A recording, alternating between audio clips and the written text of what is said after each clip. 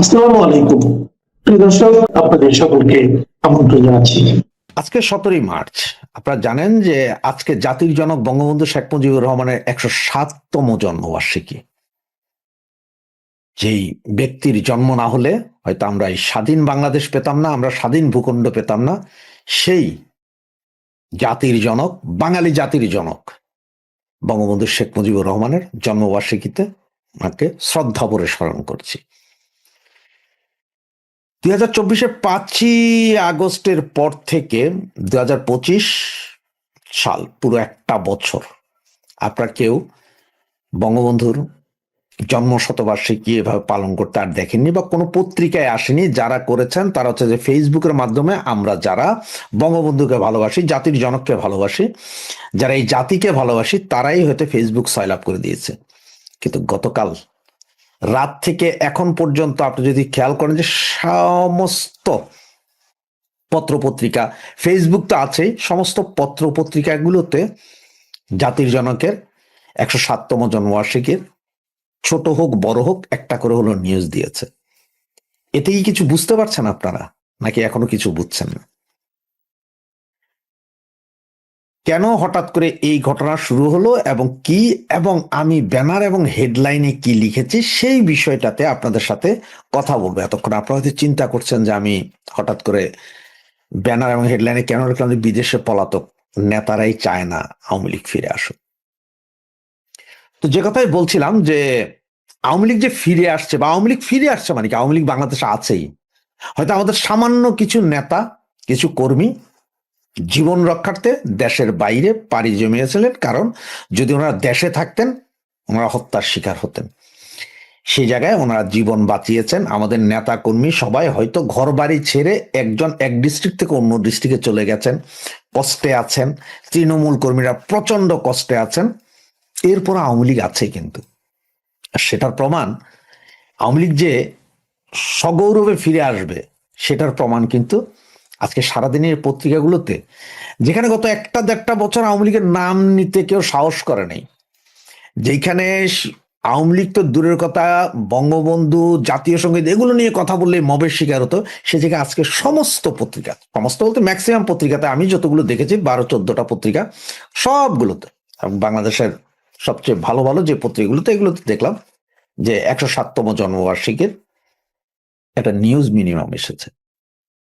এটা হচ্ছে আওয়ামী লীগ যে সগৌরবে ফিরে আসছে অল্প কিছুদিনের মধ্যে, তার প্রমাণ। এখন বলি যে আওয়ামী লীগের কোন নেতারা আসলে চায় না আওয়ামী লীগ ফিরে আসুক। দেখুন, বাংলাদেশ থেকে যারা ভারতবর্ষে চলে গেছে এই সমস্ত নেতারা, বা হাজার খানিক কর্মীও আছে ওখানে যারা কষ্টে আছে কিন্তু ভারতে, ওনারা কিন্তু যে কোনো সময় ফিরে আসবে। নেত্রী সাথে ফিরেই আসবে, নেত্রী আগেই ফিরে আসবে। আবার মিডিল ইস্টে কিছু নেতাকর্মী গেছে, বা বিভিন্ন মালয়েশিয়া টালয়েশিয়াতে যারা গেছে, এরা সব ফিরে আসবে। কিন্তু ফিরে আসবে না, এই মুহূর্তে ফিরে আসতে চায় না, বা ফিরতে চায় না হচ্ছে যে ইউরোপ এবং আমেরিকাতে যেসব নেতারা চলে গেছে। আপনার সোজা একটা কথা বলি ভাই, যে যারা বাংলাদেশ থেকে 5ই আগস্টের পরে ইউরোপ এবং আমেরিকাতে গেছে, এদের হয় কারো কারো ভিসা আগেই ছিল, এরা আগেই চলে আসছে, বা কেউ কেউ পরবর্তীতে ভিসা করে চলে আসছে, অথবা কেউ কেউ রেড পাসপোর্ট দিয়ে চলে আসছে। এখন ওনারা চায় না যে এই মুহূর্তে ওনারা দেশে গিয়ে আন্দোলন সংগ্রাম করে আওয়ামী লীগকে আবার ক্ষমতায় এনে এরপরে ওনারা মন্ত্রী মিনিস্টার হবে, এই গ্যারান্টি ওনাদের নাই। এবং ওনারা চিন্তা করছেন যে আগামী 5 বছরের ভেতরে আওয়ামী লীগ ক্ষমতায় আসবে কিনা, বা 10 বছরও আসবে কিনা। তো তার চেয়ে ভাই আওয়ামী লীগ এখন যেভাবে আছে সেভাবে থাক, আমরা ইউরোপ আমেরিকাতে আছি, আমরা একটু শান্তিতে থাকি, যখন সব গুছাই আসবে তখন আমরা যাই আবার নেতাগিরি করব। যেমন আমরা হাইব্রিড বলি বা সুবিধাভোগী বলি, সুবিধাভোগী গোষ্ঠী সবসময় ছিল, এখনো আছে, ভবিষ্যতেও থাকবে। এই সমস্ত নেতা, ইউরোপ আমেরিকাতে পালিয়ে থাকা এই সমস্ত নেতারা, আমি ওদের বলবো যে পালিয়ে আছে।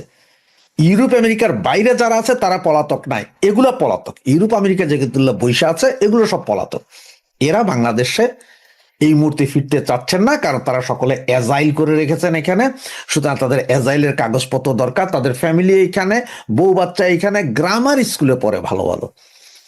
এই জন্য তারা চায় না যে আওয়ামী লীগ খুব সহসা খুব দ্রুত আওয়ামী লীগ ফিরে আসুক, কারণ ফিরে যদি আসে, তারা যদি আবার যায়, নেতা হইতে গেলে তাদের এগুলো সব বাতিল হবে, পরবর্তীতে কোনো প্রবলেম হলে তারা আর আসতে পারবে না। এটা হচ্ছে তাদের মাথার মূল টেনশন। বাকি বাংলাদেশে আমাদের যেসব নেতারা আছে এরা চাচ্ছে যে কোনো মুহূর্তে ঝাঁপায় পড়তে। ভারতবর্ষে যারা আছে তারা, মিডিল ইস্টে, সুতরাং আপনাদেরকে চিন্তা করতে হবে যে ওই সাইডটা নিয়ে, মানে এশিয়ার ভেতরে যারা আছে তারা আসবেই যে কোনো মুহূর্তে, যে কোনো দিন, যে কোনো মুহূর্তে আসবে। কিন্তু ইউরোপ আমেরিকাতে যারা আছে তারা যখন সব রেডি হয়ে যাবে তখন দেখবেন নেতা হতে। এটা আপনি একটা প্রমাণও দিতে পারি। আপনি একটা জিনিস দেখেন, এই যে বিএনপিতে খেয়াল করছেন, তারেক রহমান আসলো, হয় না যে 17 বছর বিএনপির যেই সব বড় বড় নেতাগুলা জেলে গেছে, আসছে, আন্দোলন করছে, সংগ্রাম করছে, ছোট হোক বড় হোক, যা করছে, ওদের কিন্তু এই মুহূর্তে পাত্তা নেই। যেন আপনি দেখেন ওই যে মির্জা আব্বাস কতবার জেলে গেছে, বের হয়েছে, ঠিক না? গয়েশ্বরচন্দ্র রায়, তারপরে রুমিনা ফারান্ত শেষ পর্যন্ত বেরই হয়ে যাইতে হয়েছে। এছাড়াও আপনার এই আমানুল্লাহ আমান, এরা সব কিন্তু গত 17 বছর কিন্তু আসছে গেছে, জেলে আসছে গেছে। এই আর যারা কোনো কিছুর ধরাছোঁয়ার বাইরে ছিল, কিছু করে নাই, ওরা কিন্তু এসে কিন্তু আবার সেই মন্ত্রী, মিনিস্টার, এমপি হয়ে গেছে। খেয়াল করেন, কষা জাহিদের কথা মনে আছে, যে এখন তারেক রহমানের উপদেষ্টা, এই হারামজাদা কিন্তু 32 নম্বর ভাঙার পরে চরম উল্লাস প্রকাশ করেছিল, মনে আছে? ইউটিউবে, তার নিজস্ব ইউটিউবে। সে এখন উপদেষ্টা। এটাও সব বিএনপির থেকে। সেম আওয়ামী লীগের ভেতরও এইরকম সুবিধাভোগী কিছু আছে, যেটার ব্যাপারে আপনার স্মরণ রাখতে হবে। সেই স্মরণটা রাখতে হলে আপনি এখন যদি টোটাল বিএনপির মন্ত্রী পরিষদ, এমপি, রাজনৈতিক টোটাল একটু চোখ দেন, বেশি দিন লাগবে না, আপনি 2-3টা দিন একটু ভালোভাবে দেখেন যে কারা মন্ত্রী, কারা এমপি, কারা কমিটিতে, কারা কি, কারা কোথায়, সব পাওয়া যাবেন। ঠিক এই ধরনের ব্যক্তিগুলো আওয়ামী লীগের আছে, যারা এখন ইউরোপ আমেরিকাতে আছে। এরা যাবে যখন আপনারা ফিল্ড রেডি করে দিবেন, আপনার রক্ত ঘাম ঝরাইয়া যখন ফিল্ড রেডি করবেন তখন যাবে। এরা চাচ্ছে যে আমাদের নেত্রী যাতে এই মুহূর্তে ইন্ডিয়া থাকে, কোনো দরকার নাই বাংলাদেশে আন্দোলন ডাক দেওয়ার দরকার নাই, কারণ আন্দোলনের ডাক দিলে পোলাপাইন রাস্তাতে নামবে, তাদের নেতাগিরি তো চলে যাবে। তারা তো একজন প্রভাবশালী নেতা মন্ত্রী ছিল, তাদের তো প্রভাব চলে যাবে, কারণ তারা এই মুহূর্তে দেশে যাবে না। তাদের কথা হচ্ছে 100% সেটেলড হলে, মানে সব ঠিক, ওনাদেরকে জামাইয়া ধরে আপনারা নিয়ে আসবেন, ওনারা ক্ষমতায় বসবে, ওনারা আবার মন্ত্রী হবেন, ওনারা আবার 2 নম্বরই করবেন। এগুলো থেকে সাবধান। এই ধরনের আমেরিকা ইউরোপের যেগুলো আছে, আমেরিকা ইউরোপ, আমি বারবার বলছি, আমেরিকা ইউরোপ, অস্ট্রেলিয়া, নিউজিল্যান্ডে যেগুলো আছে, এরা কেউ বাংলাদেশে এই মুহূর্তে ফেরত যাচ্ছেন না, এবং এরা চাচ্ছেন না যে নেত্রী কোনো আন্দোলনের ডাক দিক, কোনো কিছু করুক, কারণ তারা তাদের আগের কাগজপত্র ঠিক করতে চাচ্ছে। যখন তাদের সব ঠিক হবে, এর ভিতরে তৃণমূল কর্মী আপনারা লাফায় মারা যান, খান না খান, তাতে তাদের সমস্যা নেই। তারা টাকাও খরচ করবে না, কিছু না। হ্যাঁ, মাঝে মধ্যে হয়তো তারা এই 50,000, 1 লাখ টাকা দিচ্ছে কাউকে কাউকে দিয়া, বলতে যে তুমি 2টা পোস্টার লাগাই দাও, ওই 2জন লোকরে খাওয়াই দাও, 10টা পাঞ্জাবি জেলখানায় পাঠাও, আমার নামটা দিয়া, যাতে প্রচারণায় থাকি আমি, যে আমি আছি। কিন্তু এরা কেউ চাচ্ছে না যে আওয়ামী লীগ এই মুহূর্তে কোনো আন্দোলন করুক, রাস্তায় ফিরে আসুক। সেই জন্য আমি লিখেছি আওয়ামী লীগ ফিরুক। এটা পলাতক অনেক নেতারাই চান না। পলাতক কোন নেতারা চান না ভালোভাবে বুঝছেন, ভারতবর্ষে যারা আছে তারা না, তাদের ভাই পৃথিবীর অন্য কোনো দেশে যাওয়ার রাস্তাও নাই। তারা ফাইট করে হলো বাংলাদেশে ঢুকেই তারা রাজনীতি করবে, এটা হচ্ছে মূল কথা। আর বাকি যারা আছে ইউরোপ আমেরিকাতে, বুঝা দেখেন, এত শান্তির জায়গা চাইরা কেউ অশান্তি নিতে চায় না। আচ্ছা, বাংলাদেশে একটা কিচেন ক্যাবিনেট গড়া হয়েছে। 11ই মার্চ তারেক রহমান একটা কিচেন ক্যাবিনেট করেছেন। সেই ক্যাবিনেটে যারা আছেন তারা হচ্ছেন মির্জা ফখরুল, আচ্ছা, সালাউদ্দিন, শেখ রবিউল ইসলাম, সাকওয়াত হোসেন, আমির খসরু, শেখ রবিউল ইসলাম। এরা হচ্ছেন কিচেন ক্যাবিনেটের সদস্য। এই সদস্যরাই প্রথম সিদ্ধান্তরা নেবেন। এর মধ্যে উল্লেখযোগ্য অনেকগুলো ঘটনা আছে, তার মধ্যে সব থেকে বেশি উল্লেখযোগ্য যেটা, সেটা হচ্ছে ইউনূস যে 135টা অধ্যাদেশ জারি করে গেছিল, সেই 135টা অধ্যাদেশ এর মধ্যে উঠবে, এই পার্লামেন্টে উঠবে। তো কোনটা উঠবে কোনটা উঠবে না সে বিচার করবে এই কিচেন ক্যাবিনেট। এবং সম্ভবত এর মধ্যে ওই 1 নম্বর 2 নম্বর যে পয়েন্ট রয়েছে, যেটা শেখ হাসিনার মামলা প্রত্যাহার করা এবং তার দলকে আওয়ামী লীগকে নিষিদ্ধকরণ নিয়ে যে মামলাটি হয়েছিল বা মামলাটি করা হয়েছিল, এবং আরো যে সমস্ত মামলা আছে সেই সমস্ত মামলাগুলো না তোলার সিদ্ধান্তই নেওয়া হয়েছে। অর্থাৎ এগুলো যদি না ওঠে তাহলে পরে এগুলো বাতিলই হয়ে যাবে, অটোমেটিক্যালি বাতিল হয়ে যাবে। এটা একটা। 2 হচ্ছে রাজনৈতিক সুবিধা পাওয়া যাবে এমন মানে আওয়ামী লীগ কর্মী এবং নেতাদের একটা তালিকা তৈরি করা হচ্ছে, যারা জেলে আছে তাদেরকে মুক্তি দেওয়া হবে, আর যাদের বিরুদ্ধে সমস্ত মার্ডার কেস ফেস রয়েছে তাদেরকেও মার্ডার কেস থেকে বের করে দেওয়া হবে। তারও একটা তালিকা তৈরি হবে, যারা অন্তত কট্টরভাবে এই বর্তমান সরকারকে বিচলিত করবে না, এই রকম সমস্ত নেতাদের বেছে বেছে করা হয়। মানে এটা মেসেজ দেওয়া হচ্ছে ধীরে ধীরে ধীরে ধীরে আমরা এই 10টা পয়েন্টের দিকে এগোচ্ছি। আর একটা স্থানীয় নির্বাচন যেটা আছে, নির্বাচনের তারিখ ফার্স্ট উইকে, সেপ্টেম্বরের ফার্স্ট উইকের মধ্যে এটা ঠিক হয়ে যাবে যে কবে হবে স্থানীয় সরকার নির্বাচন, কবে হবে। সেপ্টেম্বরে ফার্স্ট উইকে এটা হবে, সেই তারিখটা ঠিক হবে। নির্বাচনটা হবে সেপ্টেম্বরে ফার্স্ট উইকে। একই সঙ্গে কিন্তু অপারেশন ক্লিনার 2.0 সেটা কিন্তু চলবে। মানে এই গ্রেপ্তার, আওয়ামী লীগ নেতা গ্রেপ্তার, আওয়ামী লীগ কর্মী গ্রেপ্তার, যাদের বিরুদ্ধে যারা একদম কট্টর বিরোধী তাদেরকে গ্রেপ্তার করা, অমুক করা দিয়ে তাদেরকে আবার পরে জামিনও দিয়ে দেওয়া হবে, কিন্তু গ্রেপ্তারটা দেখানো হবে যে গ্রেপ্তার করছি।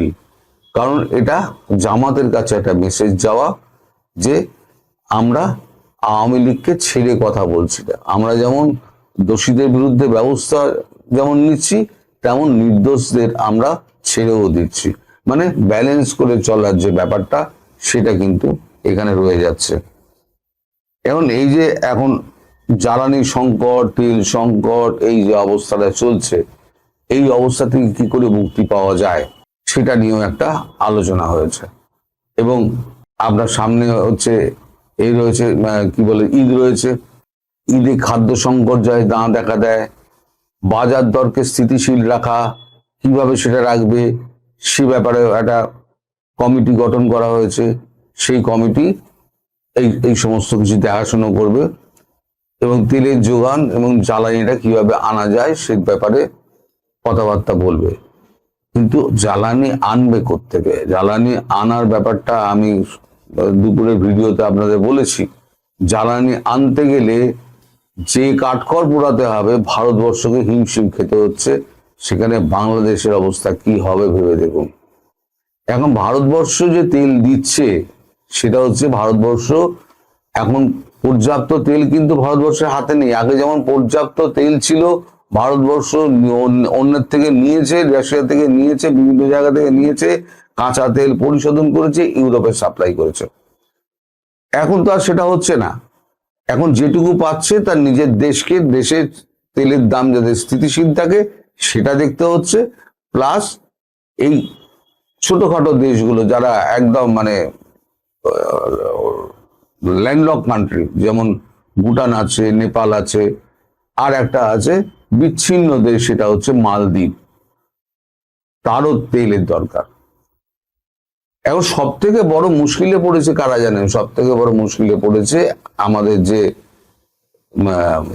কি বলে উপসাগরীয় দেশগুলো। তারা না তেল বেচতে পারছে, না তারা জল কিনতে পারছে। তাদের সব থেকে বড় মুশকিল হয়েছে জলের আকাল।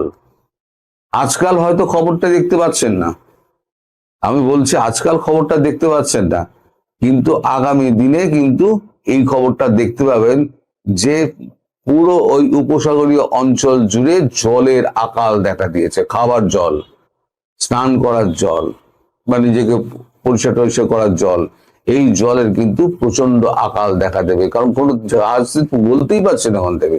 এখন ভারতবর্ষ 22টা জাহাজ নিয়ে আসুক, তারপরে তো ভারতবর্ষ দেখবে যে হ্যাঁ কাউকে তেল দেওয়া যায় কিনা। এখন কাউকে মিনিমাম করে দেওয়া হচ্ছে, যে যাতে অন্তত গাড়িটা চলুক, কারখানাটা চলুক, এরকম ভাবে দেওয়া হচ্ছে। আর সেখানে বাংলাদেশও পাচ্ছে, শ্রীলঙ্কাও পাচ্ছে, ভুটানও পাচ্ছে। যদিও আমাদের বিরোধীরা একেবারে কট্টরভাবে পরিষ্কার বলে দিয়েছে কাউকে কোনো তেল দেওয়া যাবে না, কিন্তু যারা প্রতিবেশী আছে তাদেরকে তো দেখতে হবে। তাই ভারতবর্ষ এই তেলগুলো দিয়ে যাচ্ছে, কিন্তু কতদিন দিতে পারবে? এই যে 22টা জাহাজকে ভারতবর্ষ চেষ্টা করছে ঢুকিয়ে আনার, এই 22টা জাহাজ যদি ঢুকে না আসে, তাহলে আমাদের গ্যাসের ওপরে চাপ পড়বে, আমাদের তেলের ওপরে চাপ পড়বে। সব রাশিয়া থেকে তো আনা হয় না, আরো বিভিন্ন দেশ থেকে তো আনা হয়, যেগুলো হরমুজ প্রণালী দিয়ে আনতে হয় না, সেরকম দেশ থেকে আনা হয়। তো সেই সমস্ত ক্যারিবিয়ান দেশগুলো যেগুলো আছে সেখান থেকেও আনা হয়, কিন্তু তাদের তেল ওখান থেকে আস্তে আস্তে 3 মাস সময় লাগে, 2.5 থেকে 3 মাস সময় লাগে। দূরত্বটা এতটাই, এত হাজার নটিক্যাল মাইল, পুরো আটলান্টিক পার হয়ে তাদেরকে আসতে, আটলান্টিক পার হতে গেলেই তো 1.5 মাস সময় লেগে যাবে। তো এই ক্ষেত্রে আগামী 2-3 মাস কিন্তু বাংলাদেশের কাছে কিন্তু খুব একটা সংকটময় পরিস্থিতি হয়ে দাঁড়াবে। বিশেষ করে ভারত তেল যদি না পায়, ভারত দেবে কোথা থেকে? ভারতেরও একটা ক্ষমতা, তার তো নিজের দেশ চালাতে হবে, নিজের দেশ চালিয়ে দেওয়া ভারত দেবে। তার জন্য একটা জ্বালানি কমিটি একটা তৈরি করা হয়েছে, একদম বিশেষ একটা কমিটি, খাদ্য পণ্য সরবরাহ এবং জ্বালানি সংকট মেটানো নিয়ে একটা কমিটি করা হয়েছে। সেই কমিটি এখন ভারতবর্ষের সঙ্গে যোগাযোগ করবে। সেই কমিটিতে কারা কারা আছে তা আমি জানি না, তবে একটা জিনিস অনুধাবন আমি করতে পারছি, যেটা আমার পূর্বেই বলার উচিত ছিল। সেটা হচ্ছে প্রধানমন্ত্রী শেখ হাসিনা, তিনি যে কত দূরদর্শী মহিলা আজকের দিনে দাঁড়িয়ে বোঝা যাচ্ছে।